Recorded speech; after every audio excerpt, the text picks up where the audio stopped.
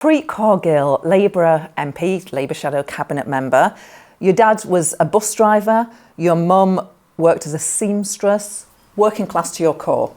Absolutely. I mean, my parents came to the United Kingdom from Punjab in India. My mum was 8, my dad was 15, and they came because my grandfather, my great-grandfather, fought for World War I and World War II. And so, you know, their experience of coming to Britain in the 1950s was really, really quite interesting because many people lived and shared a home. And my mum talks about, you know, sharing a room.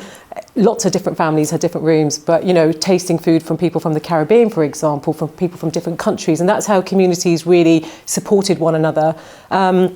And seeing my dad, you know, he started off in a foundry. He unionised, actually, the place that he worked and addressed these sort of issues. And, of course, very much a working class background.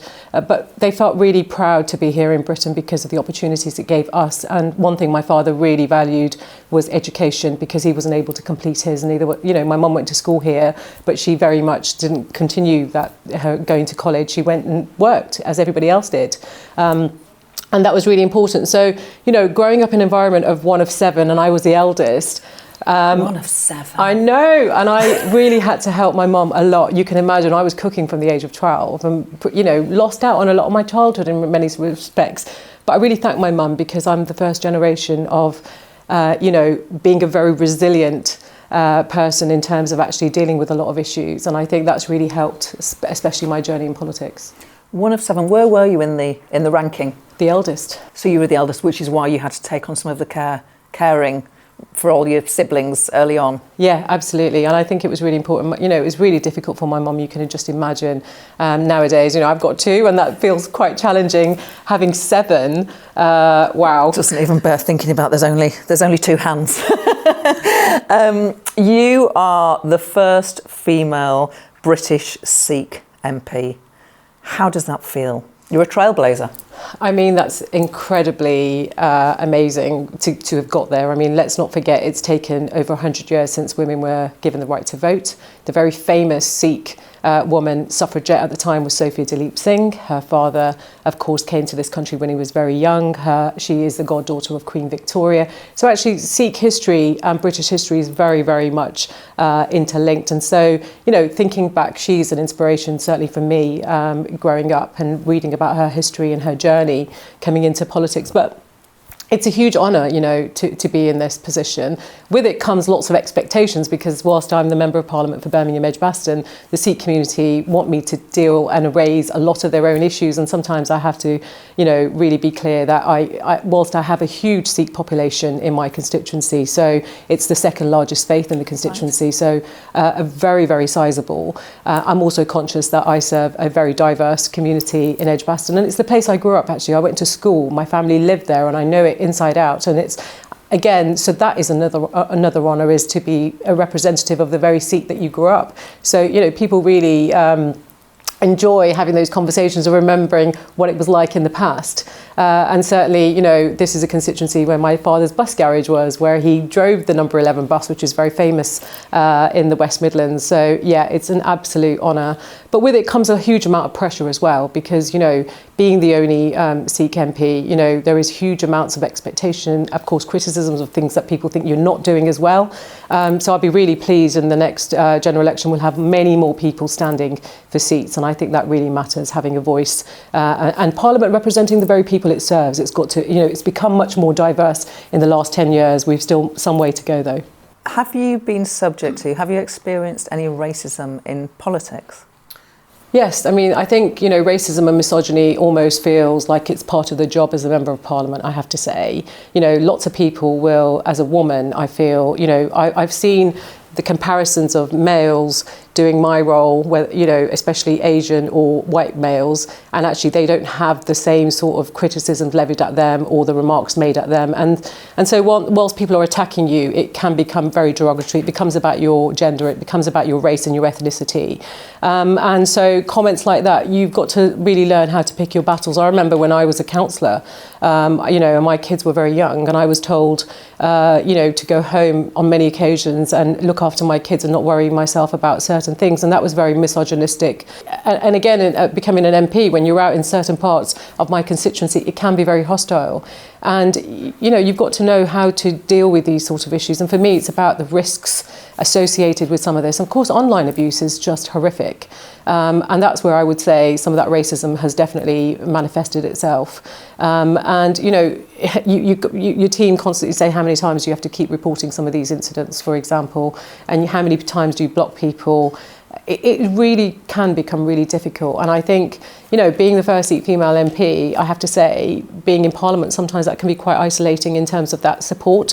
Who do you go and talk to? I lost my father in 2014. He was my huge amount of support. It's the reason I got into politics. And he was admired because he was a leader nationally as well as internationally.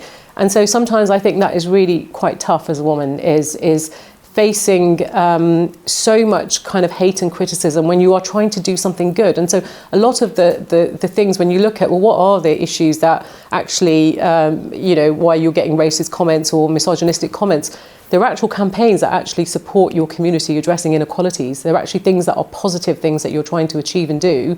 And that makes it much more harder, I think, when you face some of those criticisms. You said that you had reported some of these things to the police? So I would say, you know, racism, if you think of it as a hate crime, so many people are not reporting it because they feel that the police are too busy to actually take action and anything is going to get done other than reporting it, and it becomes a statistic. It feels like there isn't much there in terms of support. And so it's raising it with Parliament in terms of, you know, having your social media being monitored. It's trying to do other things and be able to address it in other ways. And of course, we should be reporting it more to the police. I guess the under-reporting nature of hate crimes, you know, is something that is a concern still, I would say. But I suppose for me, I just feel like, you know, do I want to really contact the police and sort of have to make a statement and go through this? Or actually, are there other mechanisms that I can do that can assure my safety and monitoring that probably going to be more effective? And so the parliamentary teams that do monitor your social media, I've spoken to them and I regularly speak to them. So that is something that we do. Of course, you report it to Twitter and other places. But of course, many of these online platforms have very high thresholds in terms of what they constitute as being, you know, clear misogynistic or whether it's violated rules. And so sometimes I have to say the response from online platforms is very, very ad hoc, and there doesn't seem to be a clear position in terms of what they will take down and not. When we talk about threats, have any of them been violent threats to you? Yeah, so I think the hardest part of the role has been having direct threats made, and you know, I've had to report that to the police. I've recently had a very direct threat, which was really worrying to me, and I reported that to the police, and the police have picked that up. But of course, what that does is when people are sort of saying to you, watch your back, watch what's going to happen to you. And is that what happened? That's right. In an email? In an email, very direct. You know, you do worry because I'm with my daughters in the constituency all of the time. I live there, so it's very different. My family live there. And I think, you know, that really puts into context the kind of job that you do. It's tough enough as it is. But then when you're faced with that, and there's very little support, actually, I would say, because once you raise that with the police, of course, they've got to go away and do an investigation. But there's no real understanding of the impact it has on you, your everyday work, the psychological impact, the kind of always looking at the back, you know, behind your shoulder. And that's why, you know, in my surgery, I have security.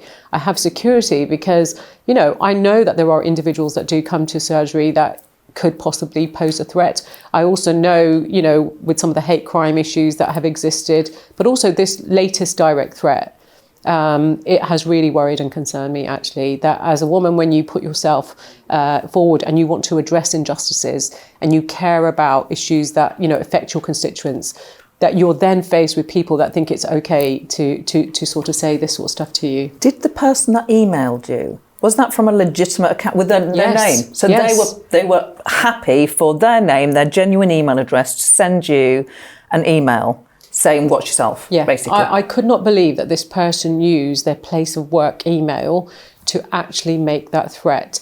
And normally, most people would probably use an alias, wouldn't they? Or they'd try different ways of sort of, you know, creating a hate campaign. I mean, I've had huge amounts of hate campaigns created against me through WhatsApp group where people are just either emailing me or WhatsApp groups?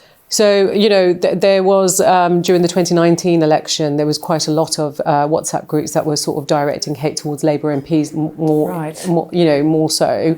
And that became really quite nasty, where people were just emailing, you know, and of course then emailing the Labour Party saying that, you know, they wanted them to take a course of action to get rid of people like myself, Liam Byrne, others. You know, there was a lot of targeted attacks against Labour MPs, I think. You talked about having security at your constituency surgery. Who provides that? So Parliament provide that, and you know, this is really important resource to have. It's something I did discuss with my team. It's something that I worry not just about my safety, of course about theirs. You know, I don't want to restrict my surgeries. I don't want to go to an appointment-based system. I want to be able to be open and be in my community and make sure that people feel that they can have that access to myself. And so, you know, that's the reason I decided that actually it would be better to have someone that, you know, from security background, being present, a visible presence. And of course, you know, that gives a very clear message as well in the constituency that there is, you know, Preet does have security. And I think that's been really important. It's given me a lot more, I would say, a sense of safety since having that. And I am really, really mindful that, you know, that's important for my staff as well. Final question. You are Shadow Secretary of State for International Development. You shadow a job that the government have scrapped.